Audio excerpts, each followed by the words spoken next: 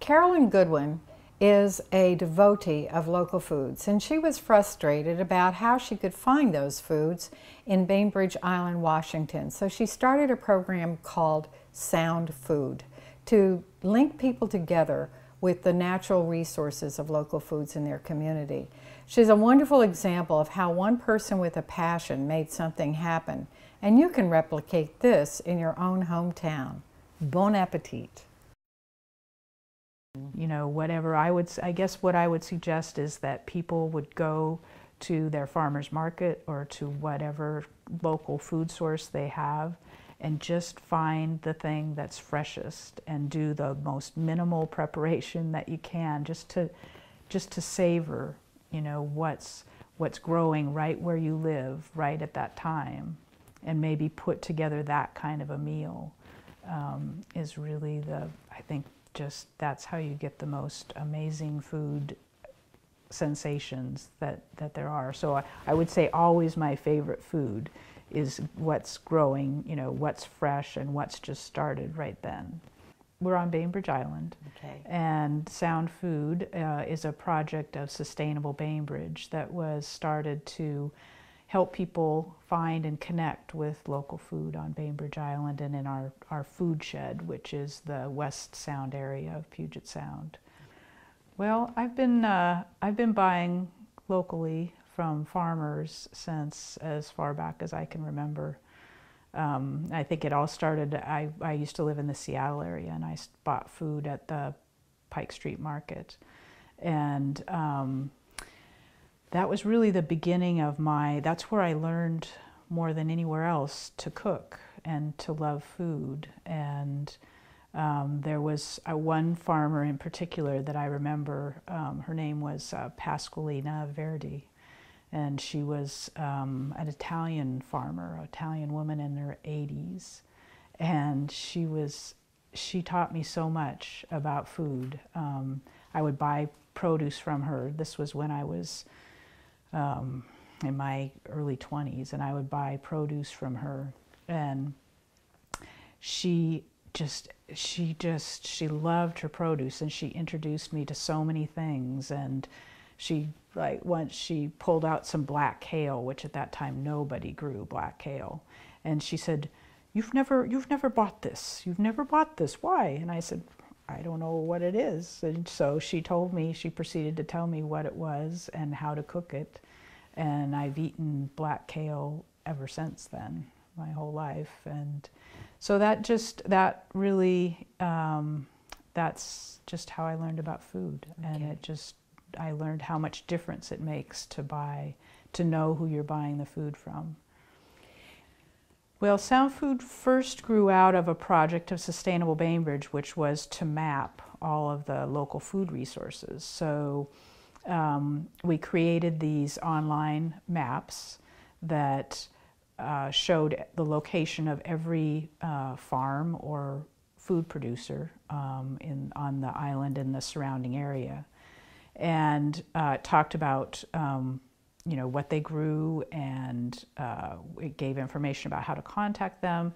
And also what was really important is it said, you know, it showed where you could find their products, because most farmers don't sell from their farms, but it would say, you know, these products are available at the farmer's market, at this, you know, local store, through a CSA program, and then it gave all of their contact information. So, because local food isn't, you know, it's the trick with local food is finding it.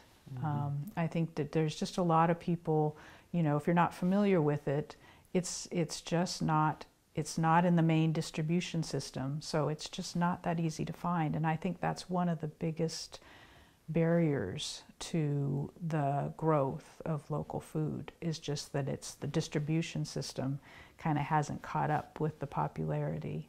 We started with the farms, and then we've expanded since that time to include, we now have actually we just launched a program called the Island Food Circle, which is really kind of bringing all the information together. So the Island Food Circle lists, we now have on the site just a gigantic list of broken down by, you know, where everywhere you can find eggs and everywhere you can find dairy, and all the restaurants that serve local food.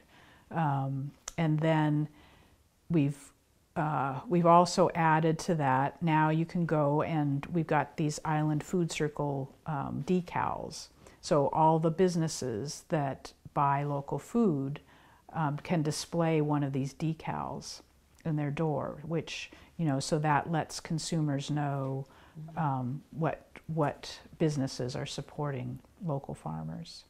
Well, it was just really finding a lot of people locally that were kind of had the same passions but had different skills, because I don't do the programming, but we were lucky to find a woman who actually was, I think she just got her PhD in online communication, and she helped us put, we got the information about the farms. We had somebody else who went out and meticulously detailed all of the information, contact information for the local farms. And then she took it and put it into a system that the computer would understand. So she put it and made a Google map out of it. And so it's very interactive and easy to use. And then we have somebody else who every year goes back and updates it, which is really important because that information changes a lot. And so it's really just, you know, kind of reaching out, and I don't know, sometimes it just seems like the right person with the right skill set showed up at the right time. We've done several projects since then, all designed to, you know, keep connecting people more and more and making it easier for them to get local food. The first one we did was called the Ferry Farm Stand.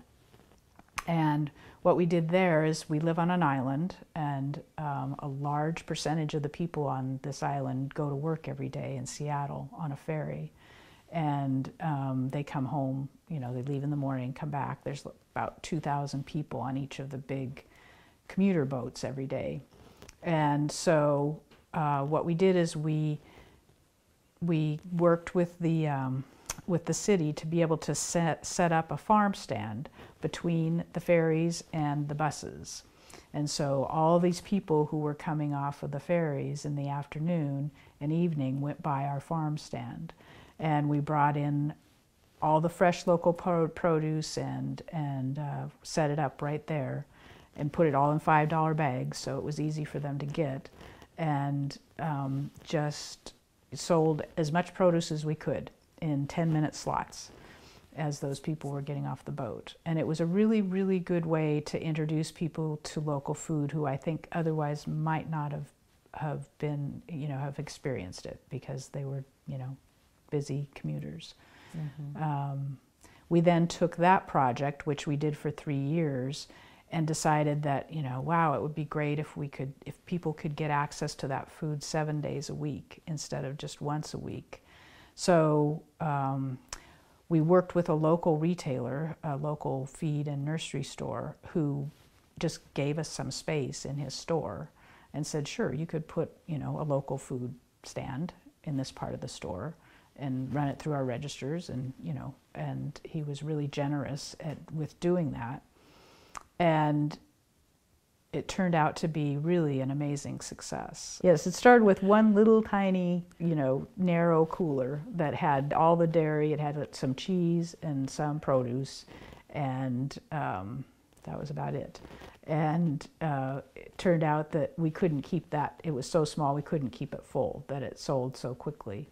So since that time, we've now got 3 enormous coolers and a good-sized freezer and a lot of shelf space. And so instead of one little corner of the store, it's now a whole section of the store that's all from local farms. It's got the produce, it's got local pastured meat, it's got dairy, and a lot of value-added foods. There's a lot more value-added foods or processed foods that are available now. So the success has been amazing, and it's been good for the farmers, and it's been good for this retailer, and it's really good for, you know, just the consumers, people who can now get fresh food every day. The Island Food Circle program has been quite successful. The restaurants, I've had several restaurants since we launched it contact me and say, you know, how can I be part of this? And I have a list of farmers that I've created especially for chefs.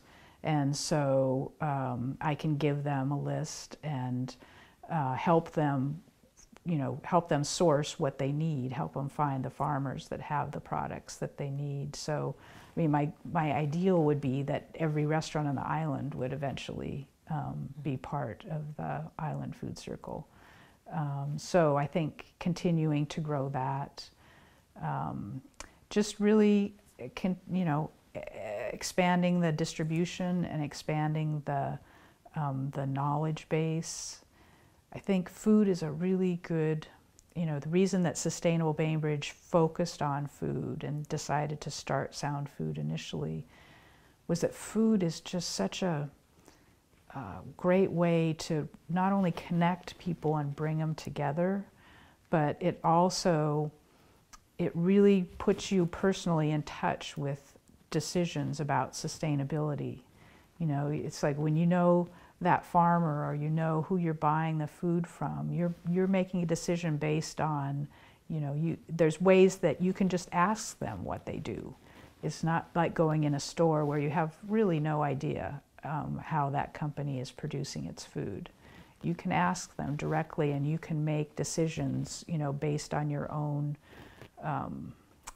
ideas about what sustainability is and what's important. So I think food is just a great focal point for the knowledge of sustainability and kind of bringing that home into a place that really means something to people. Right.